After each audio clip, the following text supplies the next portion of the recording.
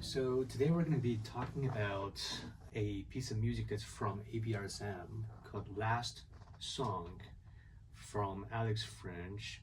My argument is when we play a piece, any piece, it would be very beneficial in almost every way that we try to figure out the chords, harmonic progressions in other words, instead of just, grinding the notes, because oftentimes you will find it quite actually interesting to figure out the progression, how it goes, and of course it comes after knowing the key of the piece. For this piece, it's in E major most of the time. It ends in F major, but it starts with E major, which has 4 sharps: F, C, G, D. Sounds like this.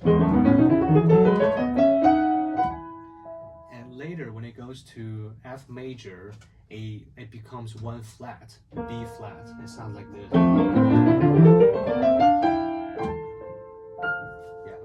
So there's certain chords that work with each other. So in this case, it starts from actually the tonic chord, E major. Yeah, it's this one, and the second chord being A major. So you have this very smooth sound when you play 2 chords back to back. 1 4, 1 chord to 4 chord. Why is E major 1 and A major 4 in this case? Because A major being the note A being the 4th note in this entire scale, entire E major scale, E major key, or E the 1st note, F 2nd, and G sharp 3rd, in A is the 4th. Yeah, if you keep going, B being the 5th, and the C sharp is the 6th, and it has a very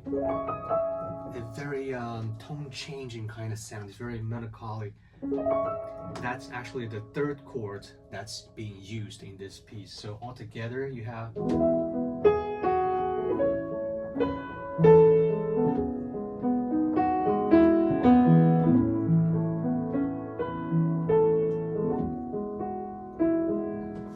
So it's quite interesting when you start to see the pattern for a piece. So I'll play as written now.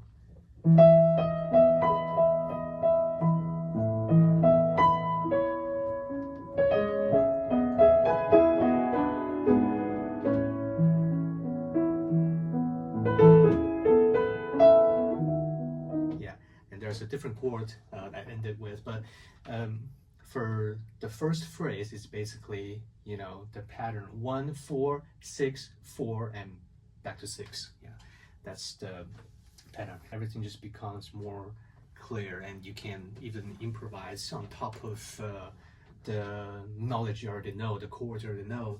So it's actually a very essential part of the piano playing.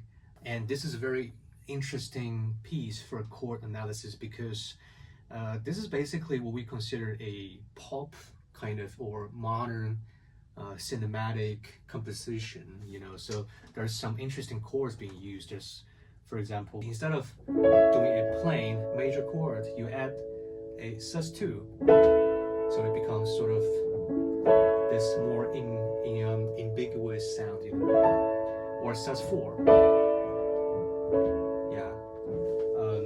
A lot of that's being used. And also, instead of going diatonic, meaning using the chords that only belong to this certain key. For example, E major, you have this being the 1st chord, 2nd chord, 3rd chord, 4th, 5th, and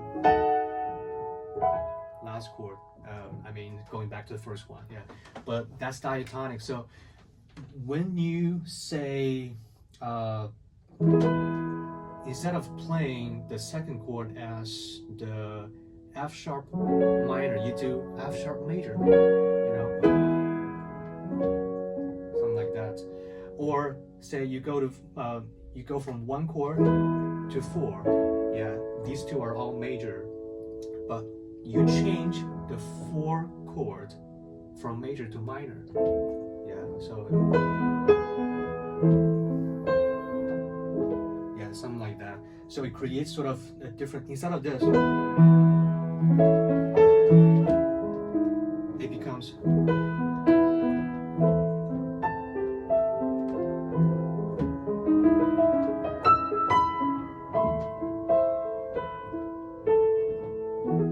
you know, it becomes more cinematic. So that's where the fun is.